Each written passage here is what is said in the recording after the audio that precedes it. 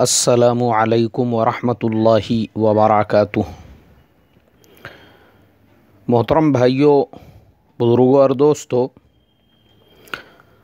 ये हमारा इस्लाह मुआशरा का 724वां सबक है। मोहतरम बुज़ुर्गों, 2 दिन पहले तुर्की की अंधा भक्ति जो करने वाले हैं उनके ताल्लुक़ से मैंने एक सबक भेजा था, सबक नंबर 722। मेरे एक बहुत अज़ीज़ है जो माशाअल्लाह हाफिज़ कुरान भी है, आलिम दीन भी है और बॉम्बे में बहुत बड़े ताजिर भी है। उन्होंने मुझे मैसेज करके कहा, बोले मौलाना, एक मुसलमान होने के नाते से पूरी दुनिया के जो मुसलमान हैं हम लोगों ने उनके बारे में हमदर्दी रखना चाहिए, उनके बारे में फ़िक्र करनी चाहिए। इसलिए मुसलमानों के अंदर तुर्की के मुसलमानों की और वहाँ के गवर्नमेंट की हमदर्दी पैदा हुई, तो उसमें अंधभक्ति कहाँ से हो गई।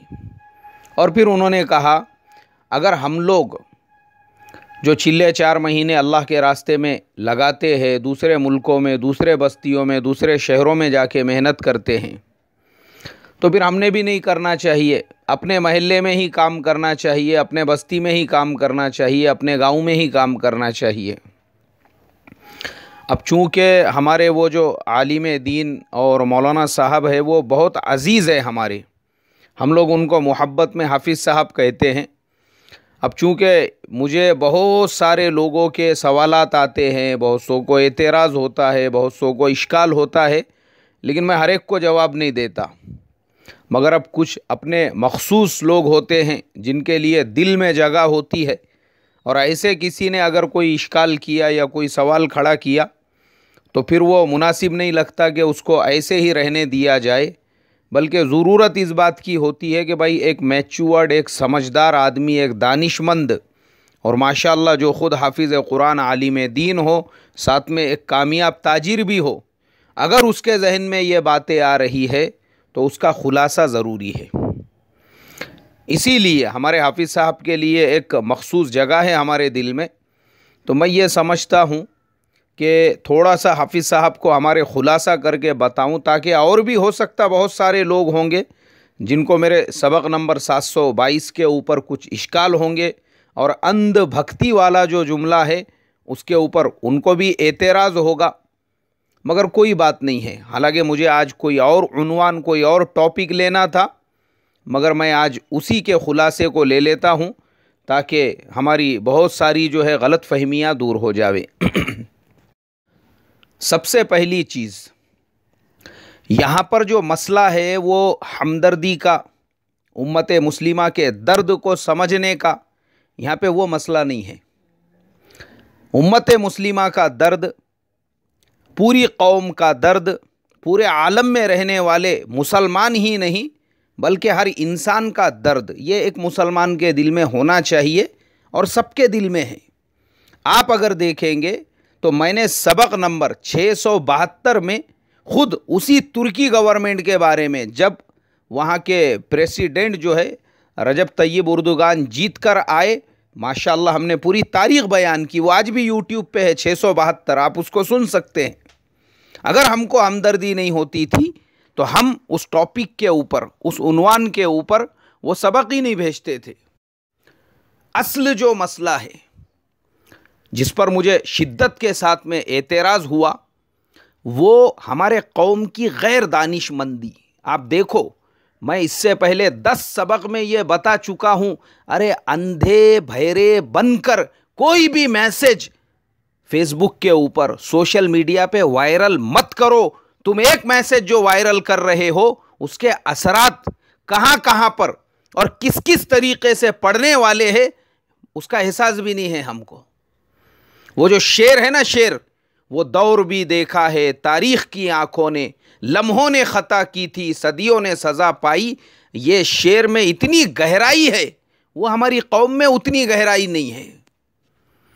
अब लोग वो मैसेज चला रहे हैं लीरा वाला, लीरा ख़रीदो, लीरा ख़रीदो, लीरा ख़रीदो, और वो मैसेज हर ग्रुप में, अल्हम्दुलिल्लाह इस्लाह मुआशरा का नंबर कम से कम 500 ग्रुप के अंदर है। पहले मैं बहुत ज़्यादा सेंसिटिव हुआ करता था ग्रुप्स के बारे में, लेकिन अभी ऐसा है कि किसी ने भी ऐड किया तो मैं ध्यान भी नहीं देता कौन से ग्रुप में अपना नंबर है, मुझे नाम भी याद नहीं है। लेकिन इतना मुझे ज़रूर याद है, बहुत सारे ग्रुप्स ऐसे हैं जो सिर्फ़ और सिर्फ हमारे बिरादराने वतन, हमारे नॉन मुस्लिम भाइयों के हैं, उसमें भी हमारा नंबर है। बहुत सारे ग्रुप्स ऐसे हैं जिसमें डॉक्टर्स, और उन डॉक्टर्स में मुस्लिम गैर मुस्लिम सारे समाज के डॉक्टर्स। बहुत सारे ग्रुप्स ऐसे हैं जिसमें सिर्फ एडवोकेट्स, जिसमें सिर्फ टीचर्स, इस तरीके से पढ़े लिखे एजुकेटेड बहुत से ग्रुप्स ऐसे हैं, लोग उसके अंदर भी डाल रहे हैं।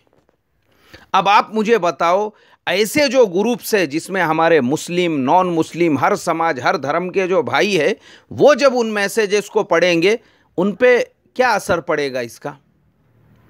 नहीं कभी सोचा है आपने इसका इफेक्ट उनके ऊपर क्या पड़ेगा?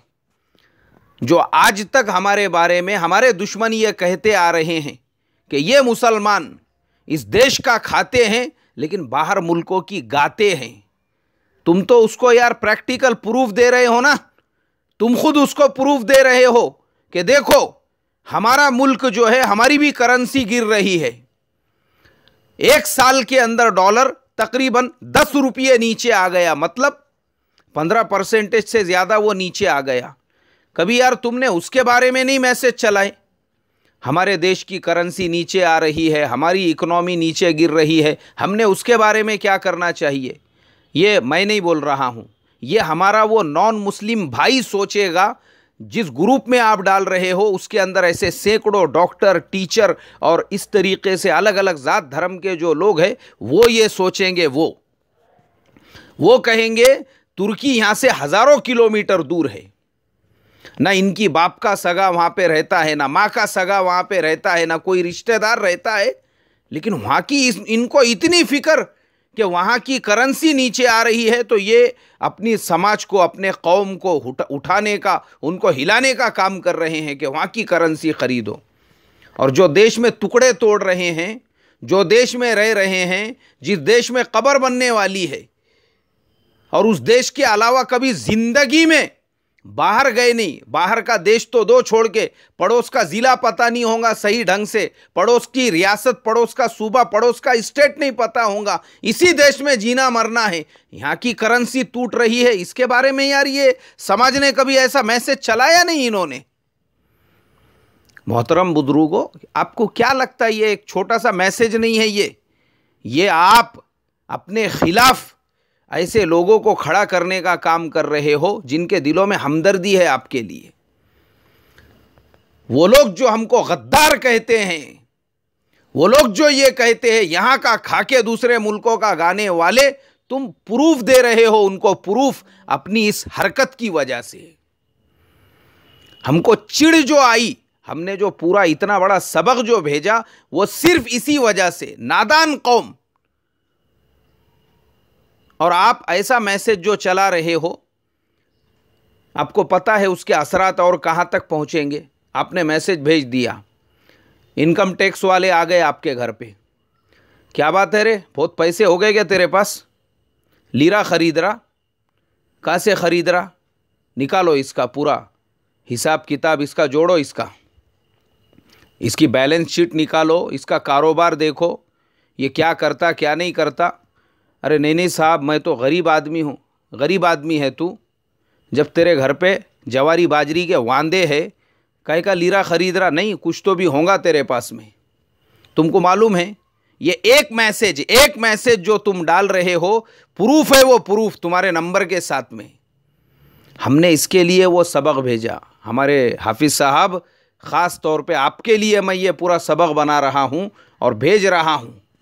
मैं आपको सबसे पहले मुखातब करके ये कहना चाह रहा हूँ, इसके असरात कहाँ तक पहुँचेंगे हम सोच भी नहीं सकते।